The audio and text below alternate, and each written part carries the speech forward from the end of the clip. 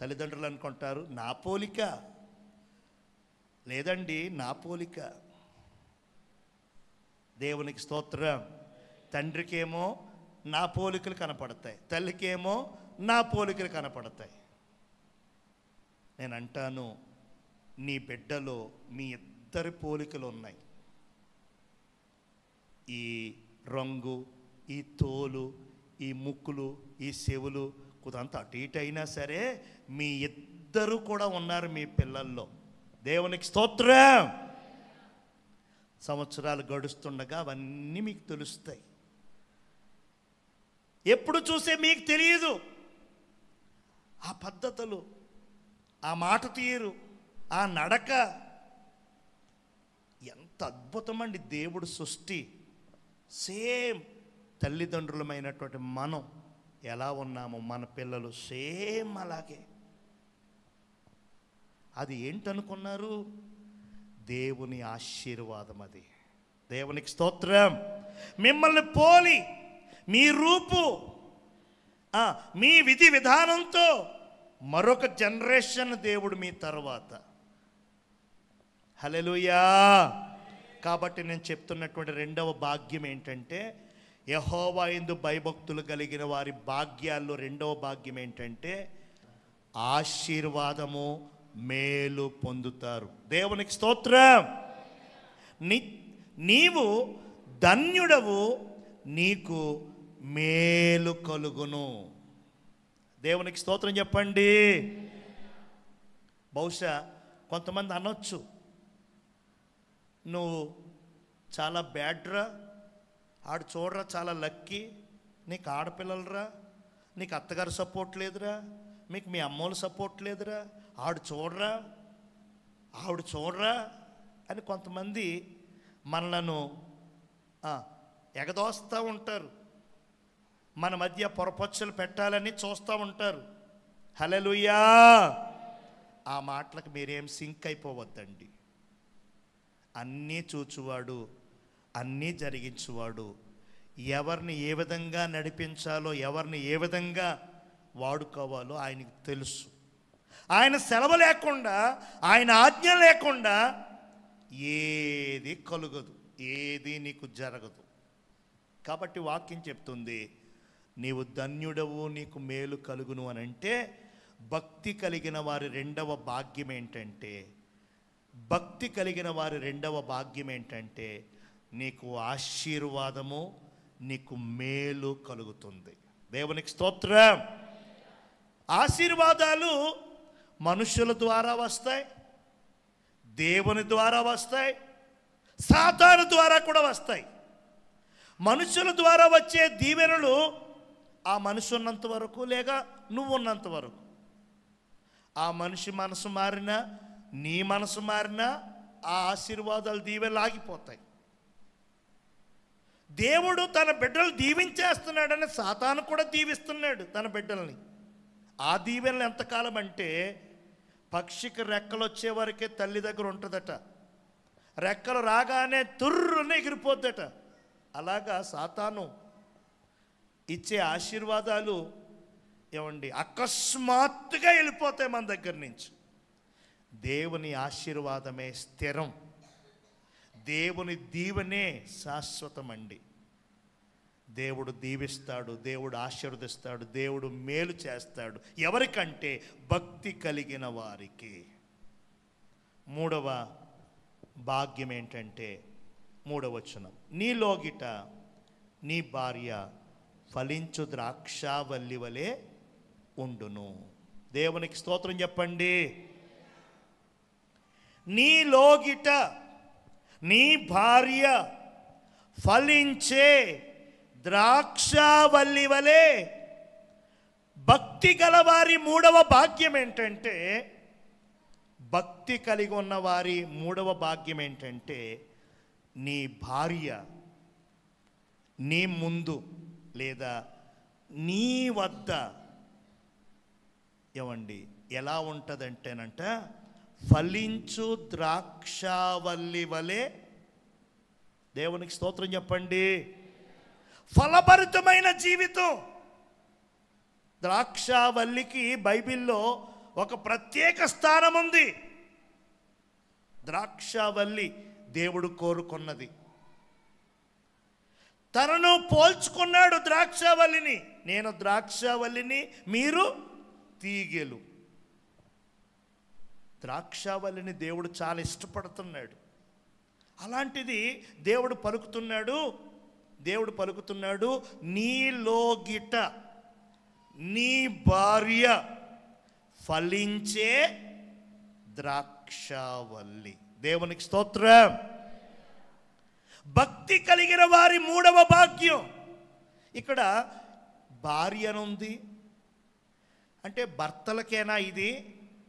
లేదు, అక్కడ భర్త కూడా మనం పెట్టుకోవచ్చు, తప్పు లేదు. హల్లెలూయా.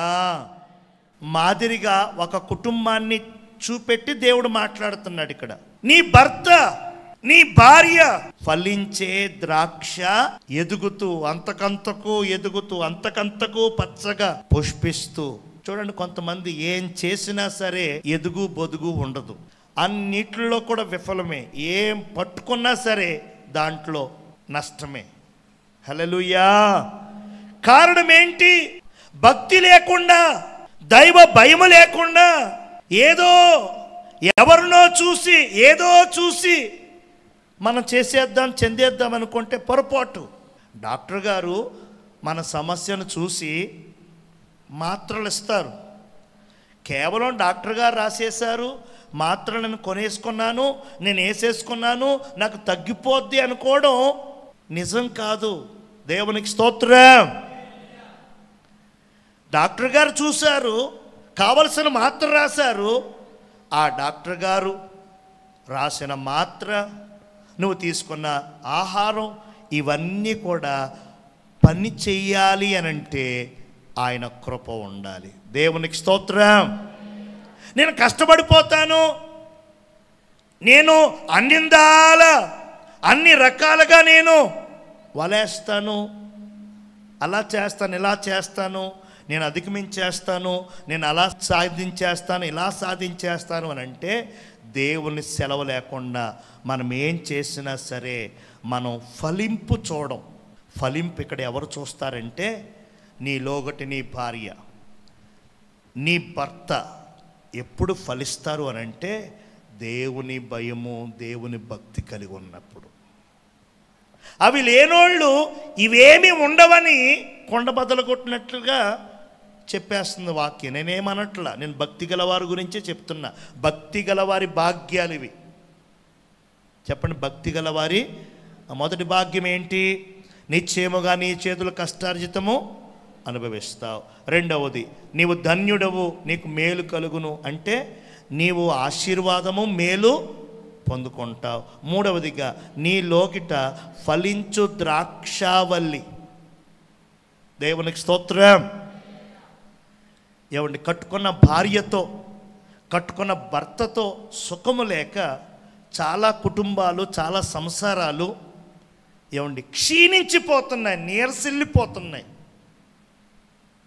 జీవితాంతో కలిసి ఉంటానని ప్రమాణకం చేసిన అతను, నీతోనే నా జీవితం అని ప్రమాణం చేసిన ఆమె వలన అనేక మంది భర్తలు, అనేక మంది భార్యలు, భర్తలు భార్యలు మోసం చేస్తున్నారు, భార్యలు భర్తలు మోసం చేస్తున్నారు. భార్యలు భర్తలు నమ్మటం లేదు, భర్తలు భార్యలను నమ్మటం లేదు. నమ్మిక అనేది చాలా ప్రధానం. నమ్ముకోవాలా, నమ్మాలా. నమ్మకం లేకపోతే ఎన్నో అపోహలు వచ్చేస్తాయి మధ్యలోకి.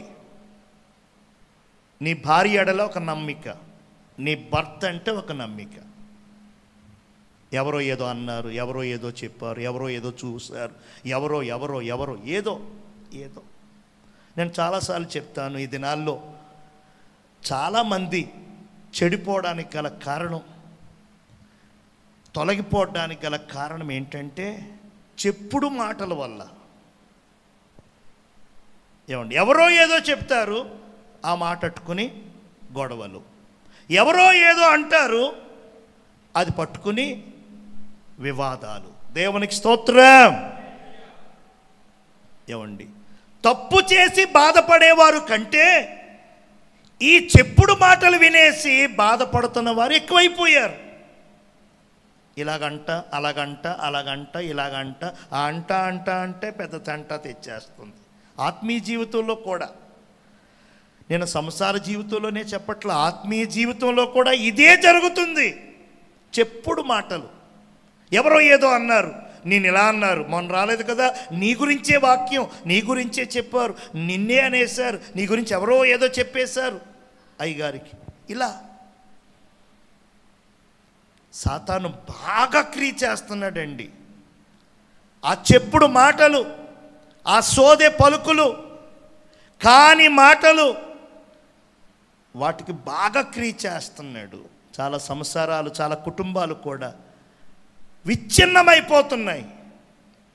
భార్య అంటే భర్తకి, భర్త అంటే భార్యకి నమ్మకం చాలా ప్రధానం. నమ్మకం చాలా ప్రధానం. దేవునికి స్తోత్రం. తద్వారానే ఫలించే జీవితం ఇంట్లో ఉంటుంది. పచ్చదనం, ఎదుగుదల. అటు భర్త ససి లేకపోయినా, ఇటు భార్య ససి లేకపోయినా ఆ ఇంటి మీద పడుతుందండి, ఆ కుటుంబం మీద పడుతుంది. ఏదో నువ్వు కొంత సంపాదించేసావు కాబట్టి నీ ఎదురుగుండా వారు మాట్లాడకపోవచ్చు, కానీ వెనకాల మాత్రం నీ గురించే, లేక ఆ పని చేస్తే నా గురించే మాట్లాడుకుంటారు వాళ్ళు.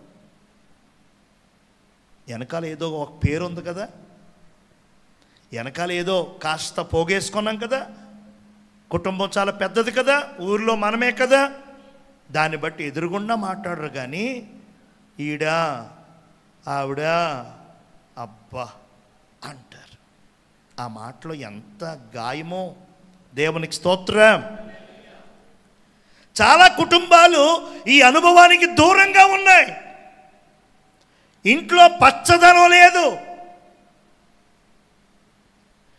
ఇంట్లో వృద్ధి లేదు, కుటుంబంలో ఎదుగుదల లేదు. ఏదో తిన్నాము, ఏదో ఉన్నాము, ఏదో వెళ్తున్నాం వస్తున్నాం. హల్లెలూయా. మిషనరీ లైఫ్ అయిపోయింది. స్విచ్ అయితే ఫ్యాన్ తిరుగుతుంది, స్విచ్ కట్టేస్తే ఫ్యాన్ ఆగిపోద్ది. మిషన్ ఆన్ చేస్తే తిరుగుతుంది వాషింగ్ మిషను, కట్టేస్తే స్టవ్ వెలిగి. మిషనరీ లైఫ్, మిషన్ లైఫ్ అయిపోయింది. దేవునికి స్తోత్రం. అది దేవుని చిత్తము కాదు. దేవుని చిత్తం ఏంటంటే, భర్త దగ్గర భార్య లోగిట ఫలించు ద్రాక్షావల్లి. భార్య దగ్గర భర్త భార్యను ప్రేమిస్తూ అన్ని విషయాలలో ఫలవంతమైనటువంటి జీవితం. దేవునికి స్తోత్రం. తల్లిదండ్రులు సరిగా ఉంటేనే పిల్లలు ఏమండి, పిల్లలు బలహీనమవ్వడానికి అనేక విషయాల్లో వారి మైండ్లు డైవర్ట్లు అవ్వడానికి కారణం 100% తల్లిదండ్రులే. మనం ఏదో బడికి పంపేస్తాం ఫీజులు కట్టి, కానీ ఇంట్లో మనం ససి లేకుండా మనం ఫీజులు కట్టి పెద్ద పెద్ద కాన్వెంట్లకు పంపించినా సరే వారికి ఎవరినంత భవిష్యత్తు మనం ఇవ్వలేం. దేవునికి స్తోత్రం. భక్తి గల వారి 3వ భాగ్యం ఏంటంటే, నీ లోగిట నీ భార్య ఫలించే ద్రాక్షవల్లి. హల్లెలూయా. మాట వినడంలో, విధేయత చూపడంలో, ప్రేమించటంలో ఏమండి లోబడే అలాగే కట్టుకున్న భర్తగా కూడా నేను చెప్తున్నాను, భర్త స్థానంలో, యజమాని స్థానంలో శిరస్సుగా ఉన్నటువంటి మేము దేవుడిచ్చినటువంటి భార్య విషయంలో నమ్మకంగా, భార్యను నిష్ఠూర పెట్టకుండా, భార్యను సంతోషపరిచేటట్లు, భార్య కోరిన విధంగా చేసి పెట్టేటట్లుగా ఉండాలి. అప్పుడే ఆ కుటుంబంలో పచ్చని ఒలీవ. దేవునికి స్తోత్రం. 4వ భాగ్యం చూడండి, 3వ వచనమే. నీ భోజనపు బల్ల చుట్టూ నీ పిల్లలు ఒలీవ మొక్కల వలె. ఏ మొక్క వలె? దేవునికి స్తోత్రం. ఒలీవ చెట్టుకి, ఒలీవ మొక్కకి పుట్టడమే కానీ చావు లేదంటండి. చెప్పండి. పుట్టడమే తప్ప చావు లేదు దానికి. వాడిపోతుందంట, మళ్ళా వచ్చేస్తుందంట. ఆకులు ఊడిపోతాయంట, మళ్ళా వచ్చేస్తుందంట. 100 కాదు, 1000 కాదు, 2000 సంవత్సరాల క్రితం నుంచి ఉన్న ఒలీవ చెట్లు కూడా ఇప్పటికీ ఉన్నాయట. దేవునికి స్తోత్రం. యేసయ్య ప్రార్థన చేసిన ఆ ఒలీవల కొండ, అంటే ఆ కొండ మీద అన్ని ఒలీవల చెట్లే ఇప్పటికీ అలా ఉన్నాయి. దేవుని చిత్తమైతే ఆ స్థలాలన్నీ చూడాలి. అక్కడ అనేక చెట్లు ఉన్నాయి. ఆ చెట్లలో ఏదో ఒక చెట్టు దగ్గర యేసయ్య మోకరించుంటారు, లేదా అన్ని చెట్ల దగ్గర మోకరించుంటారు. అవకాశం కుదిరితే ఆ ప్రతి చెట్టును ముట్టుకోవాలి, ప్రతి చెట్టు దగ్గర మోకాళ్ళు రావాలి. ఆశతో ఉన్నాం. దేవునికి స్తోత్రం. అంటే అక్కడికి వెళ్ళి వాటిని తాకితేనే ఏదో వచ్చేస్తుందని ఏం కాదు, అది పెద్ద విషయం కాదండి. హల్లెలూయా.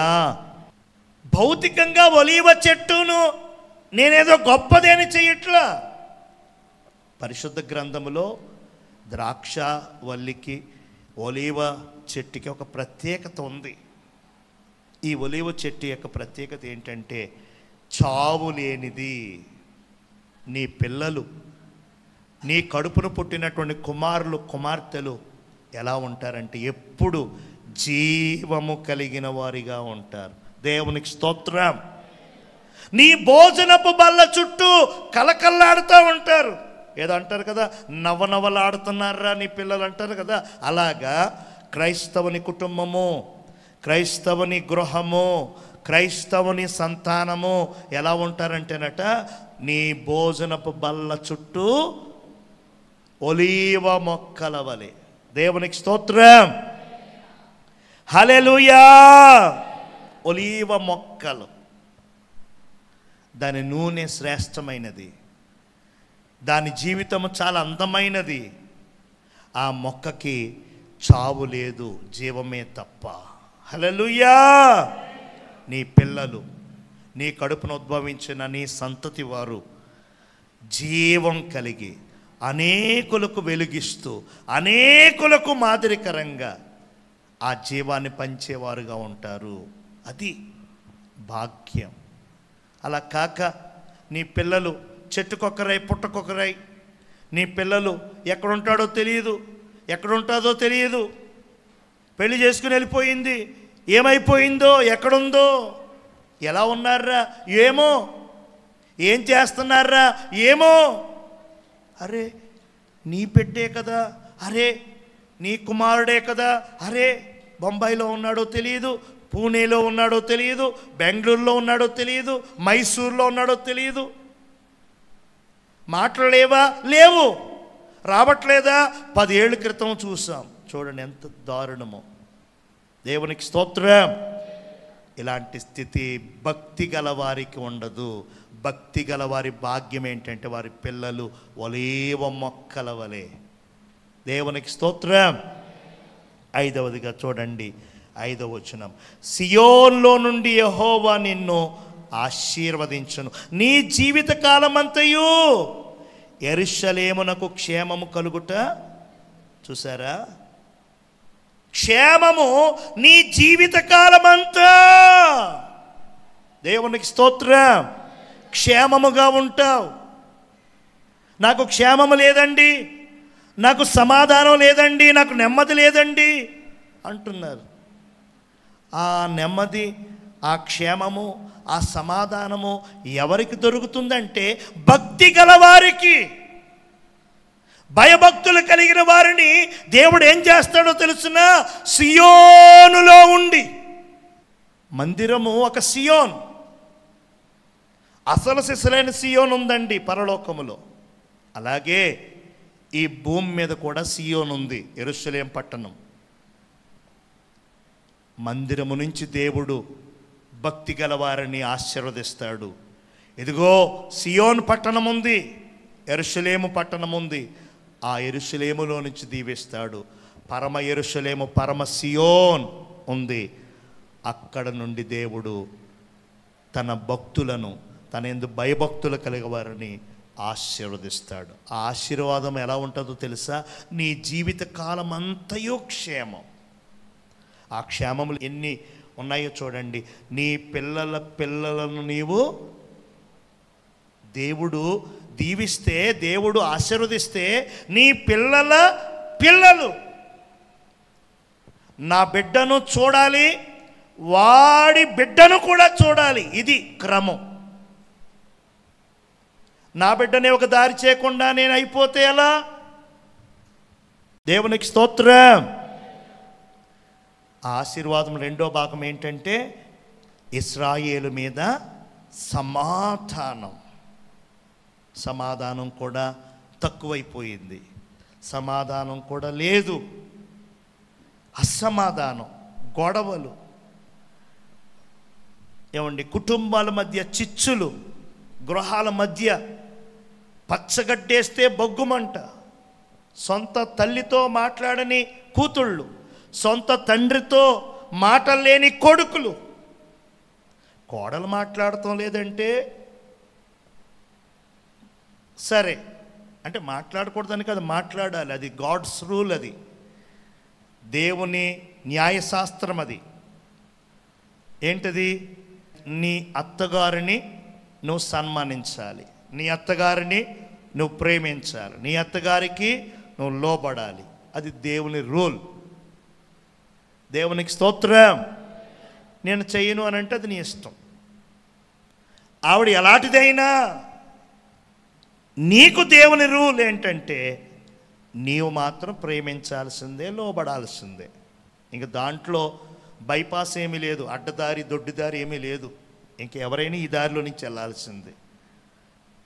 దేవునికి స్తోత్రం. నిజమే, కొంతమంది మంచివారు కాదు, చీటికి మాటికి గొడవాడుకుంటారు, అందరి ముందు నవ్వులు పాలు చేస్తారు, రకరకాలు చెయ్యొచ్చు. అయినా సరే దేవుడు చూసుకుంటాడు, దేవుడు తగిన శాస్త్రి చేస్తాడు వారికి. నీవు నేను మనమేమి పగలు తీసుకోవాల్సిన పని లేదు, అన్నీ చూసేవాడు ఆయన ఉన్నాడు. మనం మాత్రం దేవుని పద్ధతిలో ప్రేమించాలి, గౌరవించాలి, సన్మానించాలి. దేవునికి స్తోత్రం. తండ్రితో తల్లితో మాట్లాడని కొడుకులు కూడా ఉన్నారు. చాలా భయంకరం. మాట్లాడలేవు, అన్నదమ్ములు మాట్లాడలేవు. ఆ గుమ్మానికి వెళ్ళరు, వీళ్ళ గుమ్మానికి వాళ్ళు రారు. అస్సలు ఎంత దారుణం అంటే సొంత అన్నదమ్ములు, సొంత అక్క చెల్లెళ్ళు సమాధానం లేదు. శత్రువుతో అయినా అవతల ఊరోళ్ళు, అవతల పేటోళ్ళు, అవతల సంగమోళ్ళతోటైనా సమాధానం, ప్రేమ, మంచి సహవాసం కలిగి ఉంటారు. కానీ సొంతోళ్ళతో మాత్రం అస్సలు సమాధానం లేదు. దేవుడు ఇచ్చే ఆశీర్వాదములో ఏముందో తెలుసా? సమాధానము. దేవునికి స్తోత్రం. హల్లెలూయా. సియోన్లో నుండి దేవుడు దీవిస్తానంటున్నాడు కదా, ఆ దీవెనలో ఒక భాగం నీ పిల్లల పిల్లలు నువ్వు చూస్తావు, రెండో భాగం సమాధానం కలిగి బ్రతుకుతావు. నీ బాధ నివారణయే నీకు సమాధానము కలుగునుగా కన్నారు. రోగమే కాదు, ఆ రోగానికి కారణము సమాధానం లేదు. నీ బాధ తగ్గుతుంది, నీ రోగం తగ్గుతుంది, నీకు సమాధానం వస్తుంది అని చెప్పారు. హల్లెలూయా. కనుక ఈ మధ్యాహ్నం మందు నేను ప్రేమతో తెలియచేస్తున్నాను, దేవుడి యందు భయభక్తులు కలిగిన వారికి దేవుడు సిద్ధపరిచిన భాగ్యాలు 5. 1, నిశ్చయముగా నీ చేతుల కష్టార్జితాన్ని నీవు అనుభవిస్తావు. రెండవదిగా, నీవు ధన్యుడవు, నీకు మేలు కలుగును. అంటే ఆశీర్వాదము, మేలు నీకు కలుగుతుంది. ఎవరు శాపనార్థాలు నీకు తగలవు, ఎవరు ఎలాంటిది చేసినా నిన్ను తాకదు. ఎందుకనంటే నీకు దీవెనిచ్చేది, నీకు ఆశీర్వాదం ఇచ్చేది ఆయన. మూడవది, నీ లోగిట నీ భార్య లేదా నీ భర్త, అంటే భార్య అని ఉంది కనుక నేను భార్యని ఎక్కువ మాట్లాడుతున్నాను. నీ భార్య నీకు విధేయత కలిగి అన్ని విషయాల్లో నమ్మకంగా ప్రేమిస్తూ నీ మాట జవదాటకుండా నిన్ను సంతోషపరుస్తూ అన్ని విషయాల్లో కూడా, తద్వారా నీ కుటుంబం నీ ఇల్లు ఎలా ఉంటుందంటే పచ్చని ద్రాక్షావల్లి. దేవునికి స్తోత్రం. ఆ తరువాత 4వ దీవెన ఏంటంటే నీ పిల్లలు ఒలీవ మొక్కల వలె, నీ భోజనపు బల్ల చుట్టూ నీ పిల్లలు ఒలీవ చెట్టుకి పుట్టుకే కానీ మరణము లేదు. అలాంటిది నీ పిల్లలు పిల్లలు పిల్లలు జీవానికి, ఆశీర్వాదానికి, మేలుకే తలమానికలుగా ఉంటారు. దేవునికి స్తోత్రం. 5వదిగా యెహోవా చేత ఆశీర్వదించబడతారు. ఆ ఆశీర్వాదంలో ఒక భాగం ఏంటంటే నీ పిల్లలు నువ్వు చూస్తావు, సమాధానం పొందుకుంటావు. ఇవి భక్తి గలవారి భాగ్యములు. యెహోవా యందు భయభక్తులు కలిగిన వాడు ధన్యుడు అని చెప్తుంది. అలా ధన్యుడిగా మారిన వారికి దేవుడు సిద్ధపరిచిన భాగ్యాలు ఈ 5. ఖచ్చితంగా భయభక్తులు కలిగి ఆశీర్వాదాలు, ఆ భాగ్యాలు మనం పొందుకుందాం. అటువంటి కృప పరిశుద్ధాత్మ దేవుడు మనందరికీ ప్రసాదించును గాక. ఆమేన్.